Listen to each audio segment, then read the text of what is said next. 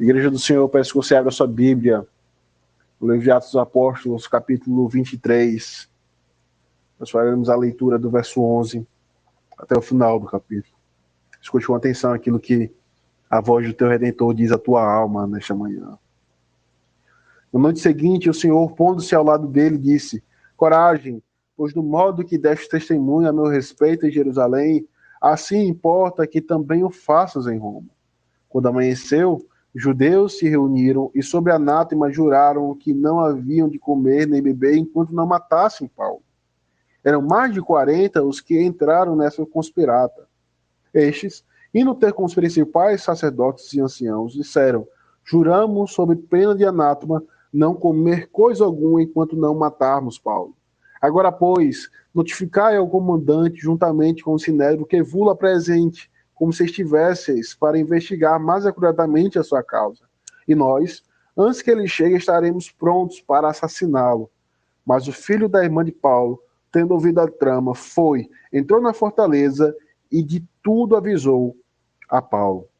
Então, este, chamando um dos centuriões, disse: Leva este rapaz ao comandante, porque tem alguma coisa a comunicar-lhe. Tomando-o, pois, levou ao comandante, dizendo: O preso Paulo, chamando-me, pediu-me que trouxesse à tua presença este rapaz, pois tem algo que dizer-te. Tomou-o pela mão o comandante e, pondo-se à parte, perguntou-lhe: Que tens a comunicar-me? Respondeu ele: Os judeus decidiram rogar-te que amanhã apresentes Paulo ao sinédrio, como se houvesse de inquirir mais acuradamente ao seu respeito.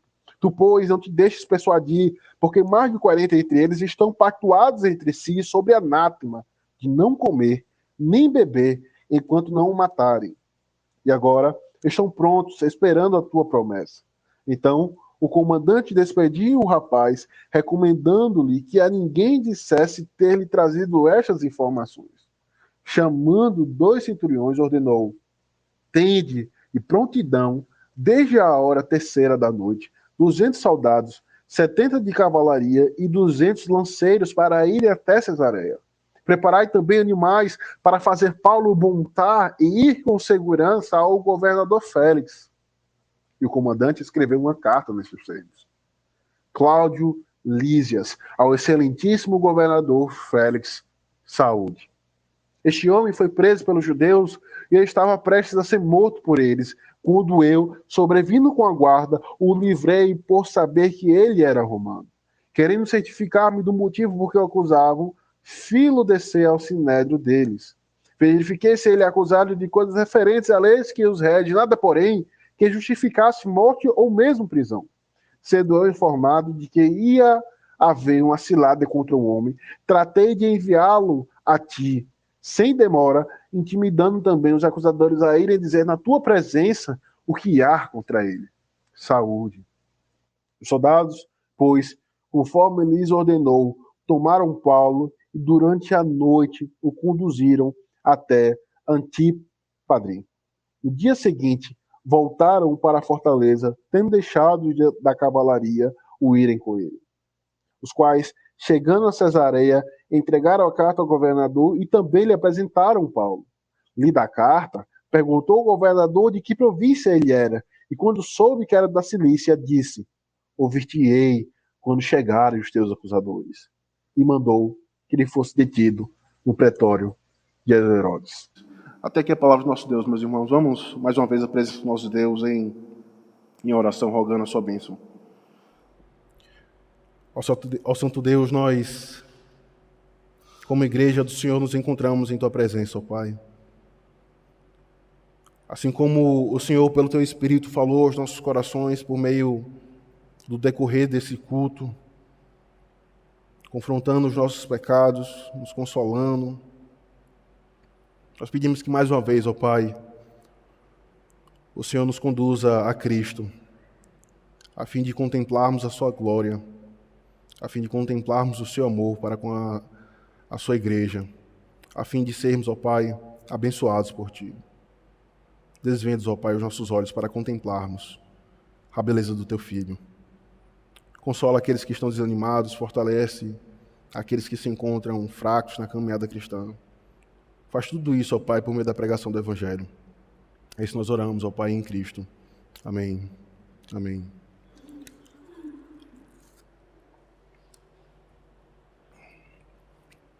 Não há nada mais confortante, meus irmãos, para alguém que está enfermo, acamado ou passando por terríveis tribulações, do que saber que não está só. Do que saber que há alguém que está a interceder por a sua alma, pelo seu corpo. Do que receber uma visita de uma pessoa amada e saber que mesmo no vale da sombra da morte, ela pode ter uma companhia para estar ao seu lado. É bem verdade que muitas vezes a solução imediata para aquelas pessoas que estão sofrendo não está ao nosso alcance. Mas com toda certeza, o Evangelho nos dá uma garantia. O Evangelho nos dá uma solução eterna e duradoura. A saber que ainda que pai e mãe nos deixem, ainda que esposa, ainda que esposo nos deixem, ainda que venhamos a caminhar para o nosso túmulo sozinhos, o Evangelho nos dá a garantia de que o Senhor estará ao nosso lado, de que o Senhor estará conosco no dia da aflição. Como o pastor escocês Robert Murray, ele diz: se eu pudesse ouvir Cristo orando por mim na sala ao lado, eu não temeria 1 milhão de inimigos. No entanto, a distância não faz diferença. Ele está orando por mim.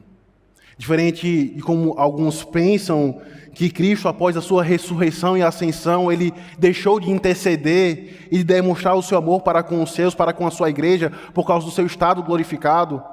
O texto que nós lemos nessa manhã, em especial o verso 11, nos mostra que o Senhor está a cuidar da sua igreja, a cuidar dos seus servos, a cuidar dos seus filhos, mesmo quando eles estão sob ataques. O texto nos mostra, nesta manhã, que o coração de Cristo está nos céus, a pulsar e a queimar por suas ovelhas aqui na terra, principalmente quando estes estão a passar por aflições e lutas contra o pecado. O verso 11, meus irmãos, que nós lemos nessa manhã, marca o momento em que Cristo vai ao encontro do apóstolo Paulo e o encoraja diante da morte, diante de uma possibilidade de morte. A semelhança de Josué, que ouviu as palavras do seu Senhor dizendo: sede forte e valente, o apóstolo Paulo, após receber o encorajamento de Cristo, poderia dizer com toda certeza as mesmas palavras que Salomão disse em Cantares: eu ouço a voz do meu amado, que é mais distinto dentre 10.000. Por quê? Porque, diferente dos sumos sacerdotes, dos demais sumos sacerdotes que o povo do Senhor teve no decorrer da história, este de quem eu ouço a voz nessa madrugada é carne de minha carne, ossos de meus ossos. Mas não apenas isso, foi tentado em tudo e não pecou. E por causa disso, e por causa de ter sido tentado em tudo e não pecou, ele pode me encorajar a ser aquilo que eu exortei os coríntios a serem: firmes e inabaláveis na obra do Senhor. Firmes e inabaláveis na obra do Senhor. O Senhor, meus irmãos, nos deu a graça durante esses longos meses de estudarmos o livro de Atos. E vimos como que a Igreja de Cristo ela foi implantada, como que o seu reino se expandiu por meio da pregação do Evangelho. Vimos também como que o apóstolo Paulo, juntamente com os demais irmãos, com a comitiva, foram perseguidos, ultrajados e maltratados por causa do Evangelho. E agora, já caminhando para o fim, Lucas nos dá o zoom e mostra o apóstolo Paulo como se ele estivesse só. Como alguém que está em uma estrada apenas de ida, como alguém que está como uma ovelha sendo conduzido silenciosamente ao matadouro. E eis um texto, meus irmãos, que nos mostra e nos ensina a como sermos firmes e inabaláveis na obra do Senhor, mesmo diante de grandes tribulações. O texto que nós lemos nessa manhã nos ensina a sermos firmes e inabaláveis na obra do Senhor, em nossas vocações, mesmo diante de grandes tribulações. E como essa verdade ela pode ser vivida em nossos corações, como que essa verdade que emana do Evangelho pode ser aplicada aos nossos corações. A primeira coisa que nós precisamos, então, entendermos para sermos firmes e inabaláveis na obra do Senhor, mesmo diante de grandes tribulações, é crendo nas promessas que Cristo dá à sua igreja. Se você acompanhar novamente comigo, a partir do verso 11, você notará que na noite seguinte o Senhor, pondo-se ao lado dele, disse: coragem, pois do modo porque deste testemunho a meu respeito em Jerusalém, assim importa também que o faças em Roma. O verso 11 marca justamente o momento em que o apóstolo Paulo, após ter passado pelo aquele sinédrio, após ter sido esbofeteado em sua boca por dizer que a sua consciência estava limpa diante do Senhor e não havia sido purificada por sangue de animal, mas sim pelo sangue de Cristo, após, diante de todas as acusações falsas, e movido pelo Espírito Santo, ao dizer que ele cria e estava sendo julgado por causa da ressurreição, aqueles homens então planejam a morte do apóstolo Paulo. E perceba o paralelo que está sendo estabelecido nessa narrativa. Após aquele julgamento, o texto nos diz que na noite seguinte, o Senhor, pondo-se a Paulo, disse: coragem.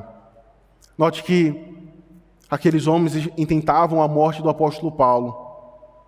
E enquanto ele dormia, o Senhor apareceu e disse: coragem, sede forte e valente, porque há ainda um propósito em tua vida. Há ainda uma promessa que eu havia dado a você, que era não apenas testemunhar em Jerusalém, mas também testemunhar ao meu respeito em Roma. E daí a semelhança do que nós lemos nessa manhã na liturgia, no Salmo 3. O apóstolo Paulo ele poderia dizer que os seus inimigos têm aumentado, mas porque o seu coração descansa e confia no Senhor, ele deita e logo pega no sono, porque é o Senhor que o guarda, porque é o Senhor que o protege. Enquanto os ímpios pensam que podem, por meio de suas próprias obras, por meio do seu intelecto, por meio da sua capacidade, realizar os seus planos, aquele que confia no Senhor, mesmo diante das tribulações, ele deita e pega no sono, porque é o Senhor que guarda a sua alma. Quando nós olhamos para o verso 12, nos é dito que aqueles homens intentaram matar o apóstolo Paulo por meio de um juramento. Quando amanheceu, os judeus se reuniram e sob anátema, sob maldição, juraram que não haviam de comer nem beber enquanto não matassem Paulo. Eram mais de 40 os que entraram nesta conspirada. Então nós conseguimos perceber que o palco já está sendo montado para o assassinamento do apóstolo Paulo. E perceba como que o apóstolo Paulo ele reage a toda essa situação. Ele não fica temeroso, ele não fica angustiado, mas ele crê tão somente nas promessas que Cristo dá ao seu servo. E esse é um grande conflito, meus irmãos, em nossa caminhada cristã. Os motivos pelo qual, como nós vimos no domingo passado, a nossa ciência fica conturbada, os nossos corações ficam temerosos diante das tribulações, é porque nós não cremos nas promessas que Cristo revela à sua igreja, de que Ele haverá de preservar os seus, e de que qualquer intento que venha a acontecer sobre a sua igreja está dentro dos seus propósitos, que tem a finalidade de forjar Cristo em nossos corações. Isso serve também para consolar aqueles que se encontram diante de grande perigo, diante de grande tribulação. Saber que o Senhor decretou todas as coisas e Ele há de cumprir em minha vida tudo aquilo que Ele já antemão decretou em minha vida. Isso nos leva a entender que, ainda que a morte de um ente querido possa nos abalar, nós sabemos que as promessas que o Senhor decretou e revelou à sua igreja hão de cumprir em nossas vidas. Como isso é confortante, meus irmãos. Quando nós nos deparamos com uma gravidez, e a minha esposa ela tem passado por isso, e o medo diante de todos os relatos nesse período que tem se passado, de um aborto involuntário, de como o Covid pode trazer consequências gravíssimas para uma mulher que se encontra gestante, e como os nossos corações ficam temerosos por não confiarmos nas promessas que Cristo lhe dá à sua igreja. E a pergunta é, e se for da vontade do Senhor, que esse filho ele não venha a nascer? Como o meu coração irá lidar com isso? Como que um coração de uma mãe irá lidar com essa aflição? Porque se eu tenho uma certeza absoluta que ele é um filho da aliança, se eu tenho a certeza absoluta que um ente querido meu que partiu é alguém que está unido a Cristo, e eu sei que todas as promessas que o Senhor decretou na eternidade irão se cumprir, o meu coração descansa em paz, porque as promessas se cumpriram na vida daquele homem. E se eu irei me encontrar com ele na eternidade, sem sombra de dúvida, aquela angústia que eu tenho passado tem um propósito de forjar Cristo em meu coração. Muitas vezes nós não entendemos os planos do Senhor, nós não entendemos os caminhos que Ele nos conduzem a percorrer, mas uma coisa que nós podemos ter a certeza em meio à nossa aflição é que o Senhor está conosco. à semelhança do apóstolo Paulo. Mas não apenas isso, o Senhor decretou todas as coisas, e o meu coração pode confiar nisso. Isso me faz lembrar do episódio em que José, sendo traído, sendo esbofeteado pelos seus irmãos e vendido como escravo, ao chegar no Egito, no início do seu ministério, ele diz: eu nada fiz para estar merecendo isso. Mas no final da sua vida, após ele observar a providência do Senhor conduzindo os seus passos, ele pôde dizer ao se encontrar com os irmãos: vós intentastes o mal para comigo, mas o Senhor converteu em bem. Aquilo que no início de sua caminhada parecia ser ofuscado diante das tribulações, no final de sua vida, no final do seu ministério, ao perceber e confiar nas promessas do Senhor, ele pôde dizer: vós intentastes o mal para mim, mas o Senhor converteu em bem para preservar a vida. Esse é o primeiro ponto, essa é a primeira verdade, meus irmãos, que nós precisamos entender. Nós só podemos permanecer firmes e inabaláveis na obra do Senhor, em nossas vocações, em nossas vidas, mesmo diante das tribulações, se nós crermos em suas promessas, se nós crermos naquilo que Ele revelou em sua palavra, a fim de confortar os nossos corações, a fim de consolar a igreja de Cristo. A segunda verdade para nós vermos nessa manhã, de como nós podemos passar por meio do vale da sombra da morte, confiantes e firmes no Senhor, recrendo também em sua providência. Nós cremos em sua promessa, em suas promessas, mas nós cremos na sua providência que nos sustenta.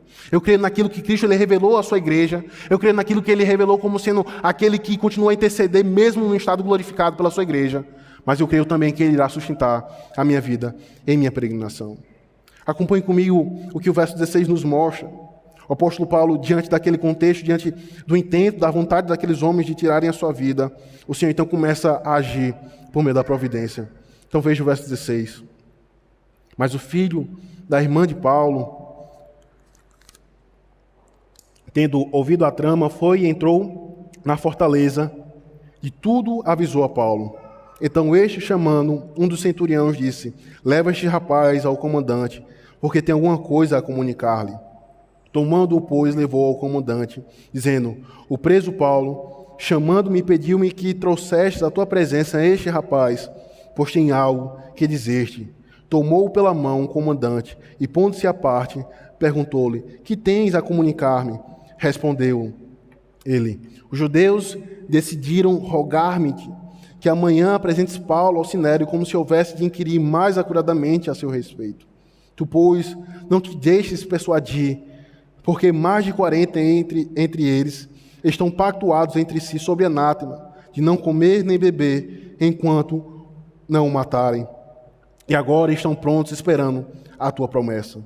Então o comandante despediu o rapaz, recomendando-lhes que a ninguém dissesse ter-lhe trazido estas informações. Perceba que, diante daquele cenário onde aqueles homens intentavam a morte do apóstolo Paulo, o texto nos diz que o Senhor, pela sua providência, um jovem, o seu sobrinho, para o livrá-lo da morte. E perceba como que a narrativa ela descreve esse jovem, alguém que só irá aparecer uma única vez no livro todo do livro de Atos. O texto nos diz que ele era um rapaz. O verso 17 nos diz: leve este rapaz. O verso 18: o preso Paulo, chamando, pediu-me que trouxeste à tua presença este rapaz. E o verso 21 diz: tu, pois, não te deixes persuadir, porque mais de 40 entre eles estão pactuados entre si sobre anátema, de não comer nem beber enquanto não matarem, e agora estão prontos, esperando a tua promessa. Então o comandante despediu o rapaz, recomendando-lhe que a ninguém dissesse ter-lhe trazido essas informações. Perceba que Lucas ele poderia ter dizido o nome desse rapaz, mas por 3 vezes ele faz questão de dizer que era um moço, um rapaz. E as Sagradas Escrituras ela não faz essa distinção entre adolescente, entre pré-adolescência, mas ele chama rapaz. E essa expressão rapaz, ela pode ser facilmente traduzida como um moço, como alguém que está ali na flor da sua pele, entre os 14 e entre os 19 anos. E o Senhor usa esse jovem, alguém novo aparentemente, para então livrar o apóstolo Paulo da morte, para livrar o apóstolo Paulo do intento daqueles homens. Então perceba como que a providência do Senhor tem conduzido a vida do apóstolo Paulo. Esse jovem que é descrito como sendo o seu sobrinho, o informa a respeito das vontades e intentos daqueles homens para matá-lo. E aqui ele então diz que o comandante deveria livrá-lo para não matá-lo. Percebam, meus irmãos, que isso confronta muitas vezes o coração dos jovens ao dizer que eles não têm idade o suficiente para servirem ao Senhor. Perceba que a providência do Senhor nos mostra que o Senhor usou até mesmo um rapaz, um jovem, para levar o apóstolo Paulo da mão daqueles homens. Mas muitas vezes, os nossos adolescentes, os jovens dizem que não têm idade o suficiente para servir ao Senhor. Que estão preocupados com os estudos, que não têm tempo para dedicar as suas vidas à obra do Senhor. Mas existe um texto que nos mostra como que a providência do Senhor pôde consolar a vida do apóstolo Paulo, mas por meio de um jovem rapaz, o seu sobrinho. Meus irmãos, se essa verdade ela perfurasse os nossos corações, porque sem sombra de dúvida, como pais, como homens e mulheres que foram outorgados com autoridade sobre os filhos da aliança, certamente nós ensinaríamos os caminhos do Senhor, a fim de eles servirem na casa de Deus, para eles serem usados pela providência do Senhor, para glorificá-lo. E nesse caso, esse jovem foi usado até mesmo para livrar a vida do apóstolo Paulo nessa ocasião. Perceba como que isso também nos mostra, meus irmãos, como que a providência do Senhor ela coopera na vida dos seus. O apóstolo Paulo, que estava dormindo e se encontrou com Cristo foi ao seu encontro. Ele mal sabia o que estava prestes a acontecer. E a providência do Senhor revelou que ele estava prestes a morrer. Mas ele então foi livrado e conduzido a Félix. Vejam que, a partir do verso 16, nos é dito: Cláudio Lísias, ao excelentíssimo governador Félix Saúde. Este homem foi preso pelos judeus, e estava prestes a ser morto por eles. Quando eu, sobrevindo com a guarda, o livrei por saber que ele era romano. Querendo certificar-me do motivo por qual o acusavam, fiz-lo descer ao sinédrio deles. Verifiquei se ele acusado de coisas referentes à lei que os rege. Nada, porém, que justificasse morte ou mesmo prisão. Sendo eu informado de que ia haver uma cilada contra o homem, tratei de enviá-lo a ti sem demora, intimidando também os acusadores a irem dizer na tua presença o que há contra ele. Saúde. Os soldados, pois, conforme lhe foi ordenado, tomaram Paulo e durante a noite o conduziram até Antípade. E no dia seguinte voltaram para a fortaleza, tendo deixado de cavalaria o irem com ele. Os quais, chegando a Cesareia, entregaram a carta ao governador e também lhe apresentaram Paulo. Lida a carta, perguntou o governador de que a província ele era, e quando soube que era da Cilícia, disse: ouvir-te-ei quando chegarem os teus acusadores. E mandou que eles fossem detidos no pretório de Herodes. Então o capítulo nos mostra já o final dessa história, onde o apóstolo Paulo haveria de ser liberto e livre das mãos daqueles homens. E perceba como que isso é uma verdade que facilmente pode ser aplicada aos nossos corações.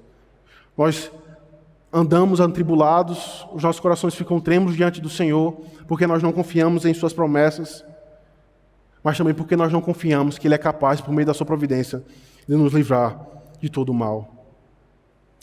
Meus irmãos, se a paz que excede todo entendimento guardasse os nossos corações, porque poderíamos dizer que ainda que Satanás se materializasse na nossa frente, se for da vontade do Senhor, Ele não fará nada ao nosso corpo.